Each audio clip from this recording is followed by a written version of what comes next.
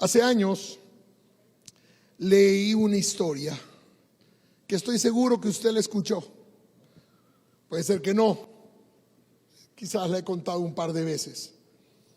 Resulta que un pastor les pidió a los miembros de su iglesia que oraran para que Dios cerrara un bar, un prostíbulo que habían puesto muy cerca de su iglesia.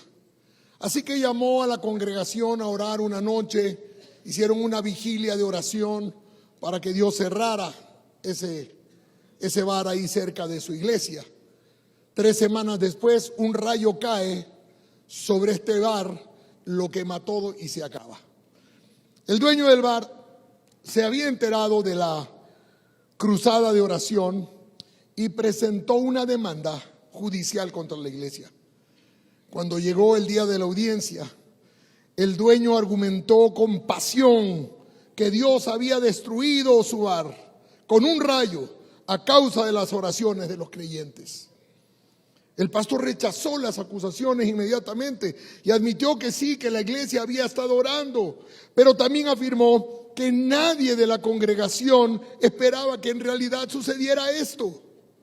El juez se reclinó en su sillón entre divertido y perplejo y finalmente dijo: no puedo creer lo que estoy oyendo.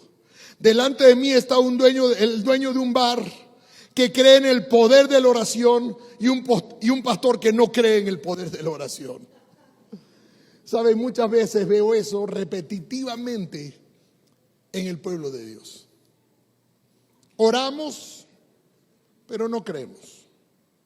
Oramos por si acaso. Es como cuando damos por si acaso. Oramos, mire, hay gente que primero va al banco, primero va al médico, que uno debe ir al médico. Hay unos que hasta se hacen pasar la ruda, porque son rudos. Y cuando ya no queda más, entonces le dicen: ya, lo único que te queda es anda que oren por ti. O hay que orar ya. Es como la última cosa, es porque no se cree, pues, que la oración tiene poder. No pasa solamente hoy, siempre ha pasado. Hay una historia que me llama mucho la atención, una historia registrada en Hechos de los Apóstoles, capítulo 12, versículo 6. Es una historia tremenda. Dice: la noche antes de ser sometido a juicio, Pedro dormía sujetado con 2 cadenas entre 2 soldados. Yo imagino que Pedro ya se había cansado de orar y estaba ahora encadenado y dormido. Otros hacían guardia junto a la puerta de la prisión. De repente una luz intensa iluminó la celda y un ángel del Señor se puso frente a Pedro. ¿Dónde tengo un Pedro por ahí? ¿Dónde estaba Daniel Maza? Se me va el Daniel Maza. Ya se me fue de nuevo mi Pedro. Necesito un Pedro. Vente acá, Diego. Diego va a ser Pedro y así me voy a desquitar de que me quitó mi guagua. Párate ahí. Mira lo que sucedió. Tú eres Pedro encadenado, así encadenado, el uno y el otro lado, hacia arriba. Eso. Ahí. Y dormido. Ahí. Y entonces estaba ahí Pedro, encadenado y dormido. Y un ángel del Señor se puso frente a Pedro. El ángel lo golpeó en el costado. Aquí viene la mejor parte. Es decir, no le dijo: Pedrito, y es hora. No, que lo golpeó, ¡pac! Tanto para hacerlo despertar. Claro, no le voy a romper la costilla, no es para tanto también, buen yerno. Sí, lo golpea y él se despierta. Está despierto, seguro, y abaja nomás las manos. Porque dice que cayeron inmediatamente las cadenas, se hicieron nada. En la presencia de él. Ya está despierto, ¿verdad? El ángel le dice: espérate un ratito, quédate ahí todavía, Pedro. Dice, entonces después de despertarlo le dijo: rápido, levántate. Entonces seguramente estaba sentado. Levántate y las cadenas cayeron de sus muñecas. Después el ángel le dijo: vístete y ponte tus sandalias. Seguramente estaba haciendo frío y el ángel se preocupó. Mira, preocupaciones. Vístete. Y a uno está recontra despierto, te pegan un puñetazo mientras duermes. Y luego dice: ponte las sandalias, vístete, tú te vistes, te pones las sandalias.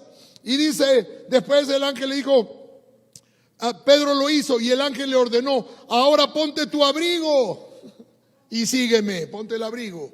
Así que Pedro salió de la celda y siguió al ángel, pero todo el tiempo pensaba que era una visión. ¿Qué pensaba que era? ¿Dónde ya está tu visión, tu mujer? Es increíble que hay gente orando y cuando Dios comienza a hacer algo en tu vida crees que es una visión.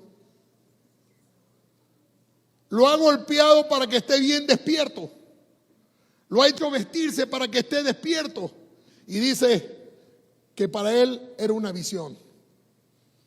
Y sigue diciendo. No se daba cuenta de que en verdad eso estaba sucediendo. No creía que eso era realidad. Pero siguió, versículo 10. Pasaron el primer puesto de guardia y luego el segundo y llegaron a la puerta de hierro que llevaba a la ciudad. Y esta puerta se abrió por sí sola frente a ellos. Todo era mágico porque si eso te pasa hoy, ya tú sabes que las puertas se abren. Electrónicamente se abren, pero en ese tiempo no. Y de pronto el ángel lo dejó. Finalmente, finalmente, Pedro volvió en sí. De veras es cierto. Y creo que esto nos pasa a muchos. De veras que Dios sí ha existido. De veras que Dios sí responde. Es decir, que tu oración inicial no era con la convicción de la fe, ¿verdad? Porque estás orando por algo y sucede. Tienes que glorificar a Dios y decir: wow, Dios responde mi oración. Siempre Dios iba a responder la oración. Y sigue diciendo: de veras es cierto, dijo. Entonces pasaron el primer puesto, el segundo puesto y finalmente Pedro volvió en sí. De veras es cierto, recién reconoce que es cierto. El Señor envió a su ángel y me salvó de Herodes y de lo que los líderes judíos tenían pensado hacerme. ¿De quién lo salvó? De Herodes. Y si lo salvó una vez de Herodes, ¿cuántas veces lo podría salvar? Siempre. Eso no había problema. Entonces, cuando estuvo fuera, reconoció que esto era un milagro. Y entonces se le ocurre ir a la casa de María, madre de Juan Marcos. Dice, cuando se dio cuenta de esto, fue a la casa de María, la madre de Juan Marcos, donde muchos, diga conmigo, muchos, se habían reunido para orar. ¿Qué estaban haciendo? ¿Y por quién oraban? Segurito que por Pedro. Claro, estaban orando: Señor, desata las cadenas, rompe las cadenas que atan a nuestro querido apóstol Pedro. Estaban orando, suplicando a Dios que haga un milagro, que le quite de las garras de Herodes, que no lo vayan a maltratar. Estaban preocupados la iglesia, por eso estaban reunidos orando. Y de repente llega Pedro.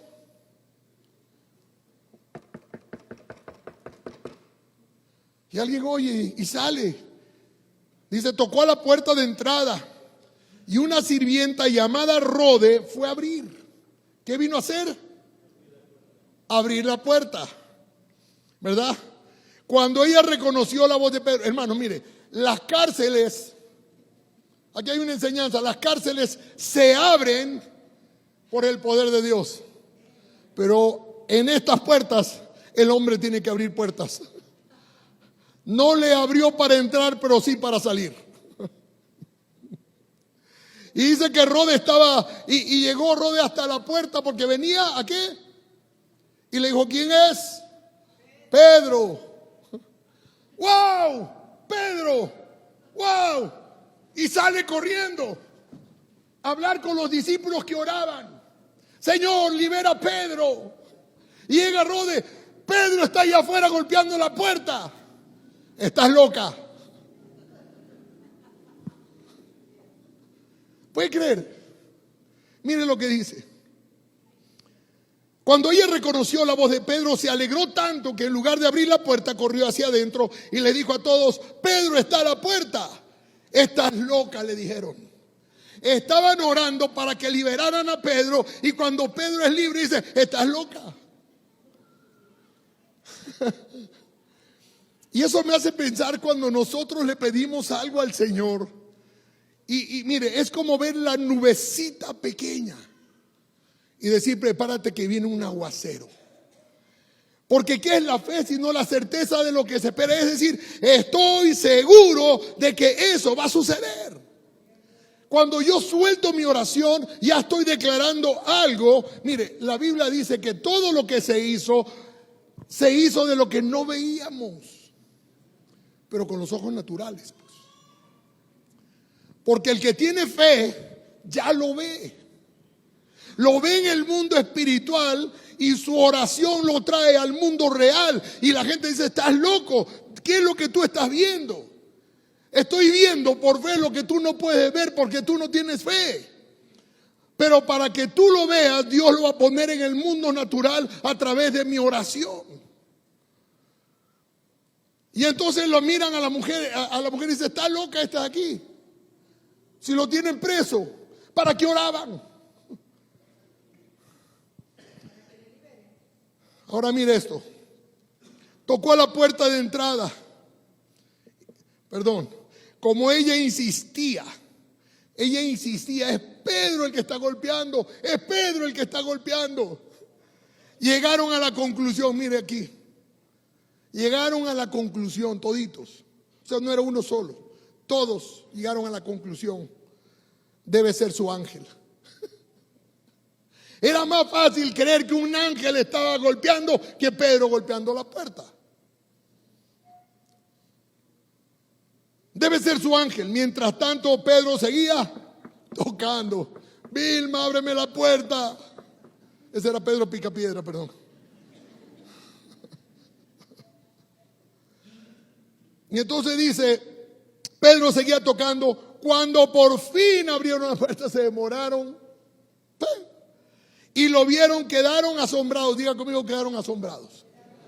Oiga, cuando usted le pide algo a Dios y Dios se lo contesta, si usted se asombra, es porque usted no creía que eso podía ser realidad. Porque cuando usted sabe, que Dios le va a contestar esa oración, porque usted la vio y lo trajo a lo real, usted no se asombra, sino que agradece a Dios porque le ha contestado su oración. Pero ya sabía que Dios le iba a contestar la oración. ¡Hey! Entonces los milagros de Dios no son para que te asombres, sino para que glorifiques al Padre. Y se quedaron asombrados. ¿Y por qué se asombraron? Porque aunque oraban para que eso sucediera, en realidad en el fondo de su corazón no creían posible. Y miren lo que sucede, versículo 17. Abren la puerta, lo ven a Pedro. ¡Wow! ¡Es Pedro! Estaban emocionados, ¿verdad? ¿Y qué hace Pedro? ¿Cuál es la reacción de Pedro? Me pueden volver a coger preso. ¿Puede creer? El que te salvó la primera te salva la segunda, la tercera y la cuarta, porque fiel es Dios que nos ha prometido estar con nosotros hasta el fin de los tiempos. Si te da hermano, mira, cuando Dios te responde una oración y tú glorificas a Dios, tú le dices: Señor, así como lo hiciste la primera vez, lo harás la segunda y la tercera, porque tú eres un Dios que ama a su pueblo, que ama a sus hijos. Pero no puedes dudar, y Pedro está: cállense, mire lo que dice. Él les hizo señas para que se callaran. ¿Cómo se hace la seña para que se callen? Mira, hermanos, nos van a descubrir. Y les contó cómo el Señor lo había sacado de la cárcel. O sea, había una experiencia, hay un testimonio, pero todavía no está seguro. Díganle a Santiago y a los demás hermanos lo que pasó, dijo. Y después se fue a otro lugar. Pedro dijo: me voy de aquí para que no me vayan a coger. Esas son las reacciones naturales humanas. que no creemos que Dios puede seguir obrando. Es como decir, ya le salió, esta le salió bien al Señor. Puede ser que la segunda no le salga bien. La verdad es que creo que la mayoría de los cristianos, aunque decimos creer en el poder de la oración, no creemos en realidad en el poder de la oración. Y eso le digo en todos los tiempos. ¿Saben? Nunca he visto las iglesias cuando se reúnen a orar. Es el ministerio donde menos gente llega, porque consideran que es una pérdida de tiempo, cuando debería ser la base y el sustento del cristianismo, hablar con Dios todo el tiempo, mantenernos en comunicación con Dios todo el tiempo. Porque usted está pensando en el tipo de oración que le enseñaron a usted. Y además, a veces hacemos unas oraciones, hermanos, que hasta el cielo ¿qué está haciendo este tipo?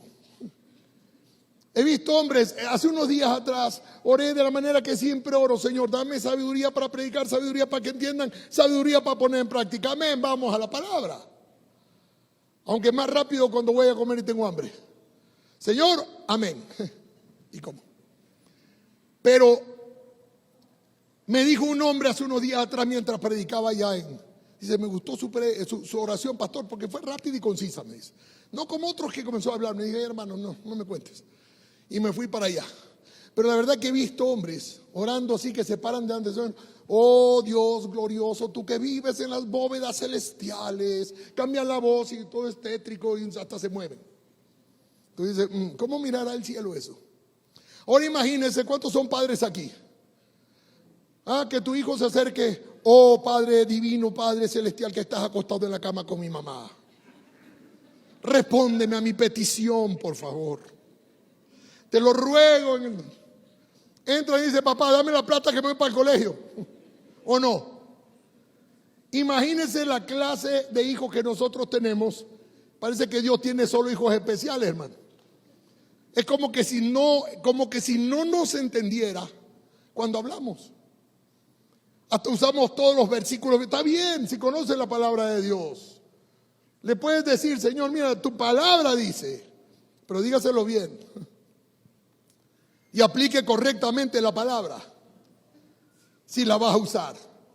Lo que yo veo, hermanos, en la palabra es que tenemos que ser como hijos transparentes que abren su corazón y le dicen al Señor tal cual está sintiendo. El Señor no se va a asustar, el Señor no te va a aplastar. Dice, ahí este malcriado lo vamos a matar. Dios es un Padre amoroso. Dice, si nuestros padres, siendo malos, dan buenas dádivas a sus hijos, cuánto más el Padre Celestial si uno de sus hijos le pidiere algo. ¿No es cierto? Ahora mire la oración de Habacuc. Habacuc capítulo 1, entre el 2 y el 3. Mire lo que dice. Y lo que está orando él, bien podríamos orar nosotros el día de hoy. Después el mundo sigue igual. Mire lo que dice. ¿Hasta cuándo, Señor, he de pedirte ayuda sin que tú me escuches? Es un reclamo, ¿verdad?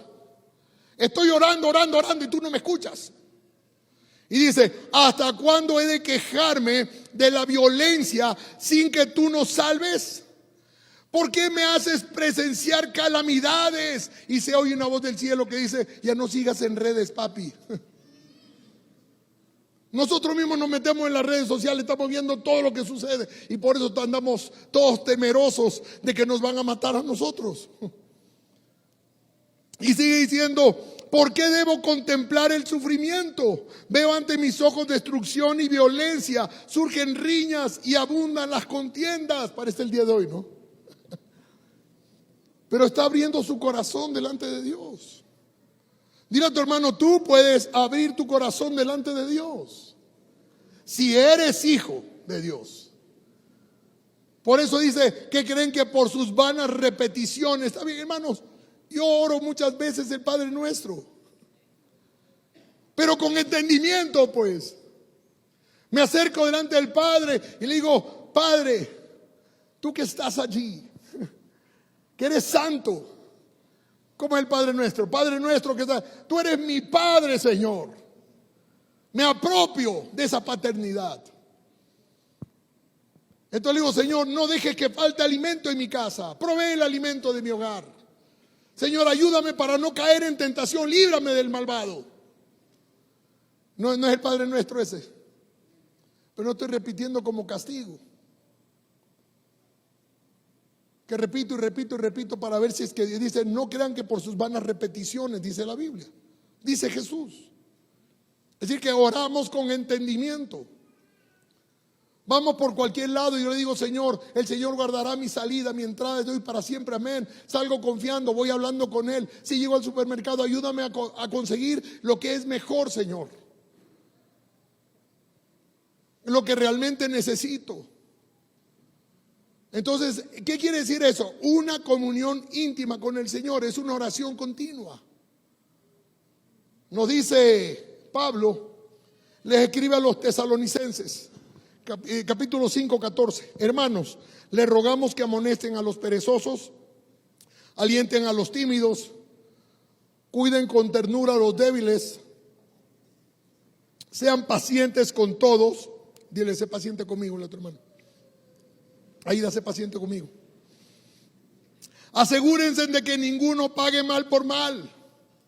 Más bien siempre traten de hacer el bien entre ustedes y a todos los demás. Estén siempre alegres. Por eso le digo, hermano, ponga aunque sea la cara de alegre. ¿Cuántos están alegres? Sí. Ponle a tu cara alegría, Macarena. Ahí se ríe. Ahí los viera bailando yo en las calles a ustedes. Queridos hermanos, uno debe estar gozoso porque es la muestra de la salvación, de lo que Cristo ha hecho en tu vida y te ha perdonado. Debería ser el hombre y la mujer más alegre que pisa la tierra. Y dice que debemos estar siempre alegres. Versículo 17. Diga versículo 17. Para que no se olvide, Primera de Tesalonicenses 5. Entonces, Primera de Tesalonicenses 5. Nunca dejen de orar. O sea, puedes estar alegre, pero nunca dejes de orar. Y le vuelvo a decir, orar no es sentarte o arrodillarte en tu cama y hacer una oración para dormir, una oración para que Dios provea. No, es estar en comunión todo el tiempo con Dios. He aprendido a confiar en Dios, entonces hablo cuando voy en el carro. Te ruego, hermano, por el amor de Cristo, que cuando ores en tu carro no cierres los ojos. En la iglesia te mando a cerrar los ojos para que no te distraigan. Pero en el carro, hermano, más bien, no te distraigas. Vas a matar a alguien. Porque hay hermanos que piensan que si cierran los ojos Dios los escucha. No tiene nada que ver si los abres o los cierras. Hay una razón, nada más. Ni levante las dos manos santas al cielo cuando manejes. Y dice, sean agradecidos en toda circunstancia, pues esa es la voluntad de Dios para ustedes. Que oren siempre, esa es la voluntad de Dios para ustedes. Es decir, que cuando tú oras dentro de lo que es la voluntad de Dios, las cosas vienen cuando es la voluntad de Dios. Es decir, yo tengo que saber cuál es el propósito de Dios para mi vida, preguntarle a Dios, como yo hablo todos los días, Dios me dice, tienes que hacer esto o el otro, y me va bien. No le estoy pidiendo cosas para mí. Estoy pidiendo las cosas que Él quiere que yo haga. Yo quiero estar en la voluntad de Dios. Y cuando yo estoy en el centro de la voluntad de Dios, el resto de cosas me son añadidas. Porque el Señor dice, yo sé que ustedes tienen necesidades. ¿Entiendes? No tiene que estar pidiendo sus necesidades, sino cuáles son tus necesidades, Señor, que aquí tienes un siervo para cumplir el propósito de tu iglesia aquí en la tierra.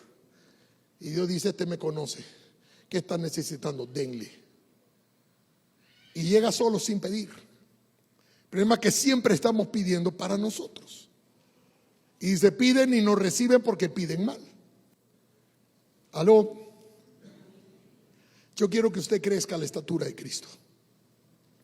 Y esto nos ayuda a crecer en nuestra fe. Cuando Ana rogaba por un hijo y lo deseaba más que a la vida misma, no dejó de pedírselo a Dios ni por un momento. Usted sabe que Ana era estéril y quería un hijo, anhelaba un hijo. Y va a orar en la iglesia y se arrodilla por ahí y está orando y movía los labios. Quería un hijo, le dice: Señor, si tú me das un hijo, yo lo pongo a tu servicio, yo lo entrego al sacerdote. ¿Cómo se llamaba el sacerdote ese? Elí. Y Elí la miraba y dice: esta mujer está borracha. Miren cómo habla y no dice nada. Hay algunos hermanos que parecen así cuando están hablando en lenguas, pero uno sabe que tienen fe y está bien. Pero el mundo, ¿cómo te considera si tú te pones a hablar en lenguas en la casa tuya y ninguno es cristiano ahí? Pero tú tienes fe y no te importa, y tú estás orando ahí. O vienes a la iglesia y estás llorando, quebrantado en medio de la alabanza, adorando al Rey, gritas, alabas al Señor, la gente te mira, que no te importe lo que la gente diga. Tú estás orando delante de Dios, creyendo que lo que está saliendo de tu vida misma, Dios está respondiendo ya en el nombre de Jesús. Y ella está orando, y aunque viene el sacerdote y le dice: oye, ya digiere tu vino, ya deja de andar en borracheras. Y le dice: no, siervo de Dios, no estoy borracha, le estoy pidiendo a Dios un hijo. Y ese hijo lo voy a entregar, te lo voy a entregar para que crezca y le sirva al Señor. ¿Cómo se llamó ese hijo? Imagínense, Samuelito nació ahí. No tuviéramos ni primera ni segunda de Samuel. Porque cuando tú tienes algo en tu corazón y se lo pides, Dios está dispuesto a conceder las peticiones del corazón. Deleítate a sí mismo en el Señor, dice el Salmo 37, y Él concederá las peticiones de tu corazón. Entonces tienes que tener peticiones, pero sobre todo tienes que tener fe para pedírselo. Dice que el que le pida algo al Señor, pídaselo con fe. Quizás no recibimos porque estamos todavía orando, pensando: quizás Dios me responda. Dios quiere responderte. Todo se trata de fe. En la vida, hermanos, en la vida cristiana, todo es por fe y por medio de la fe.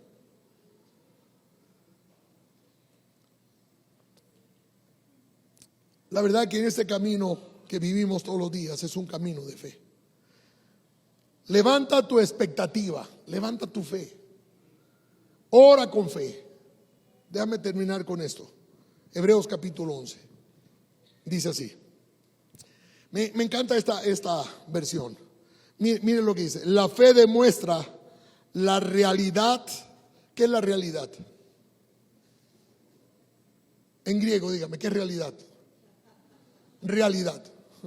Es que venga por otras clases de griego mañana. La fe demuestra la realidad de lo que esperamos. Qué increíble. La realidad, lo que es.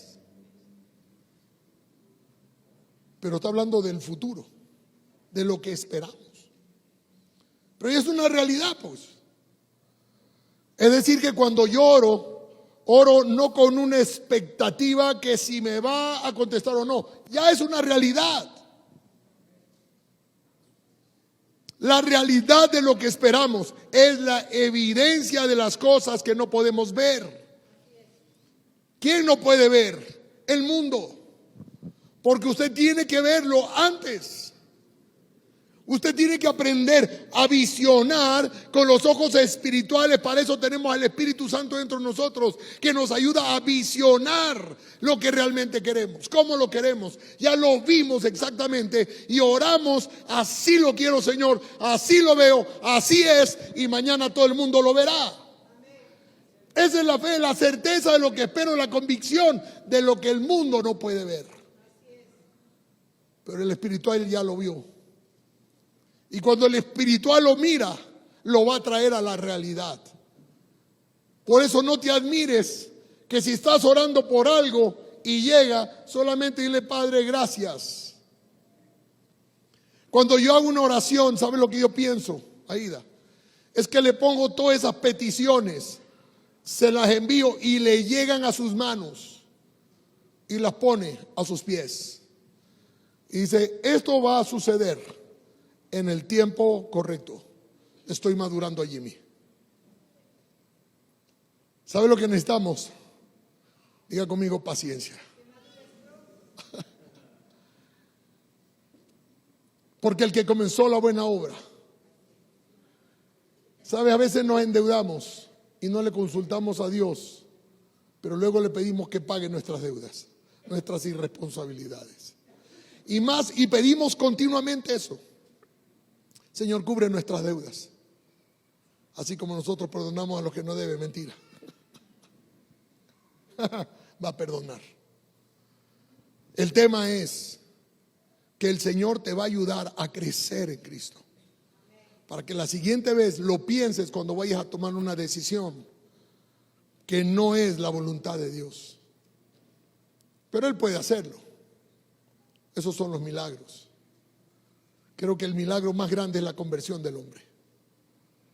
Y para la conversión del hombre necesitas fe, de saber que vas a recibir a Cristo en tu corazón y aún no lo ves. Y esa es la certeza de que Dios existe. Aunque el mundo no lo vea, nosotros lo podemos sentir y lo veremos cara a cara un día. Esa es la mejor descripción de lo que es fe. Ahora mire esto, le dije que iba a terminar con el mismo que empecé esta mañana en mi devocional. Por la fe entendemos que todo el universo fue formado por orden de Dios, de modo que lo que ahora vemos no vino de cosas visibles. Fue por la fe que Abel presentó a Dios una ofrenda más aceptable que la que presentó Caín. ¿Por qué dio Abel? ¿Qué necesitamos para dar? Por eso es que no damos, porque no tenemos fe, pues. Miren lo que dice. Fue por la fe que Abel presentó a Dios una ofrenda más aceptable que la que presentó Caín. La ofrenda de Abel demostró que era un hombre justo. ¿Qué demuestra tu ofrenda? Que eres una persona justa. Ahora, mucha gente se ha pasado discutiendo por qué no recibió la ofrenda del uno y por qué no recibió la ofrenda. Y hablan de que el uno dio una oveja y el otro dio unas zanahorias. No tiene nada que ver, porque el uno era agricultor, el otro era ganadero. Y van a dar el diezmo o la ofrenda de lo que tienen. El uno era agricultor, el otro era ganadero. El ganadero no podía dar hortalizas. ¿Qué dio? Una oveja. Y el otro que dio un poco de hortalizas. ¿Pero por qué fue más agradable? Por el corazón.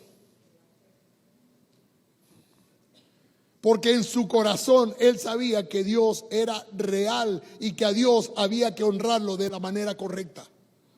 Y por eso dice, fue por la fe que Abel presentó a Dios una ofrenda más aceptable que la que presentó Caín. La ofrenda de Abel demostró que era un hombre justo y Dios aprobó sus ofrendas. ¿Por qué estoy orando todos los domingos por su ofrenda?